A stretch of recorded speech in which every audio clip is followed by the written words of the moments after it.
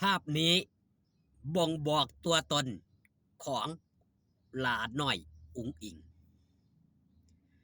เป็นภาพใดนั้นก่อนอื่นขอกล่าวคำว่าสวัสดีครับผมสวัสดีพี่น้องครับป้องปายมิตรหมอแคนแฟนหมอลำยินดีต้อนรับครับเข้าสู่ช่องไทยซีเกตชาแนลสวัสดีไปยังแฟนคลับ FC หลาน้อยอุ๋งอิงแฟนคลับ FC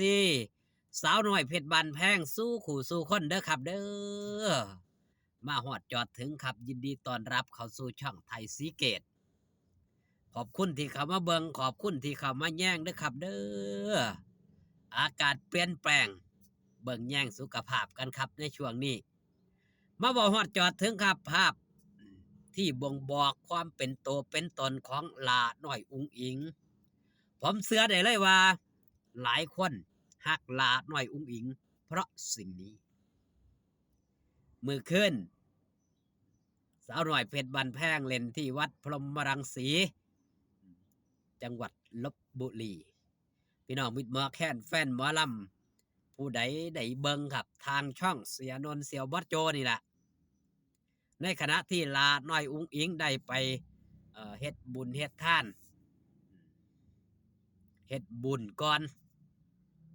แล้วค่อยมาเฮ็ดท่านในที่นี้ครับ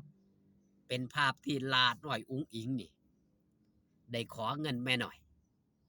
ไปให้กับผู้ที่เพิ่นมาขอนำจิตนำใจอยู่ในงานเมื่อคืนนี้ภาพนี่แหละครับบ่งบอกถึงความเป็นโตเป็นตนของหลาดน้อยอุ๋งอิงและภาพนี้มันเกิดยังครับเฮ็ดให้เอฟซีนี่รักอุ๋งอิงไม่มีเปลี่ยนแปลงเพราะชอบในสิ่งที่หลาดน้อยอุ๋งอิงเฮ็ดชอบในสิ่งที่หลาดน้อยอุ๋งอิงกระทำ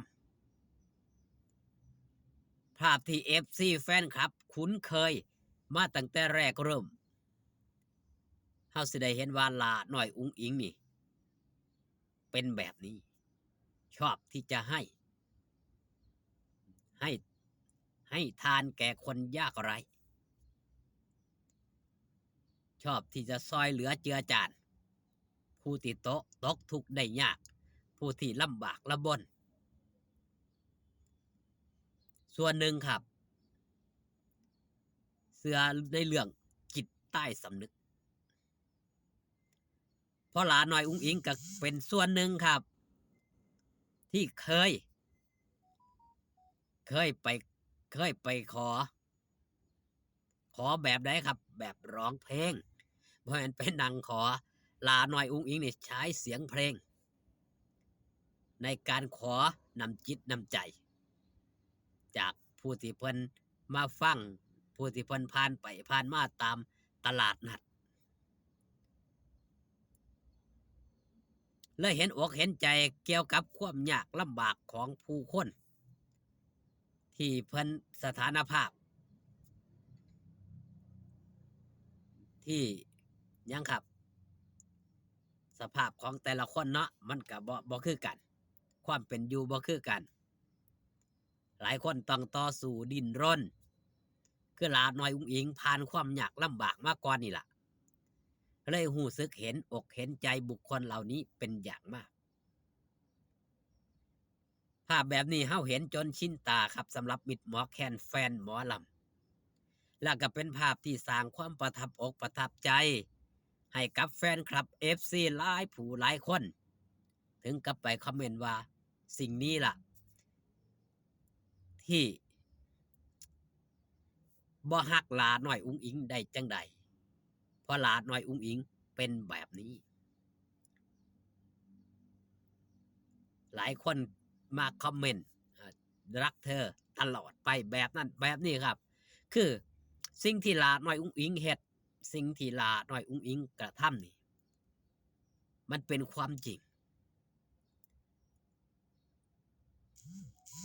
มันเป็นสิ่งที่เฮ็ดออกมาจากจิตจากใจถ้าผู้ใดได้ติดตามหลาน้อยอุ๋งอิงมาตั้งแต่ช่วงแรกเลย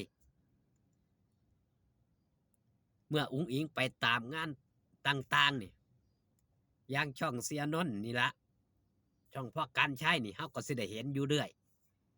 เกี่ยวกับตัวตนลาน้อยอุ๋งอิงที่ผ่านมาในการไปซอยเหลือหรือว่าช่องพ่อแม่อุ๋งอิงนี่เฮาก็สิได้เห็นแบบนี้ครับมันบ่งบอกถึงความที่ลาน้อยอุ๋งอิงนี่มีจิตใจที่เป็นมีความเมตตามีความกรุณา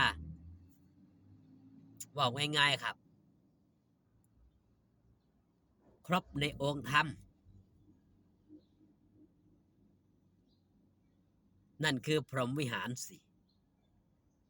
ในตนในโตของหลาน้อยอุ๋งอิง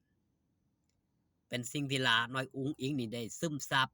ได้เฮ็ดได้ทำมาตั้งแต่ก่อนที่สิเข้ามาสู่วงการหมอลำแบบเต็มตนเต็มโตเพราะความสงสารนี่ล่ะเฮ็ดให้หลาน้อยอุ๋งอิงมามีในปัจจุบันสงสารหยังครับความสงสารพอไกลในตอนนั้นเฮ็ดให้เฮาฮู้จักอุ๋งอิงในวันนี้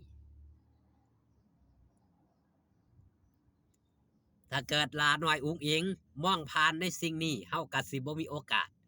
เชื่อได้เลยว่าเฮาบ่ได้มีโอกาสได้เห็นหลาน้อยอุ๋งอิงณปัจจุบันแน่นอนเพราะความสงสารพอไกลขอเงินแม่น่ะไปหยอดสิไปร้องเพลงซอยเพิ่นเพราะคำนี้ครับ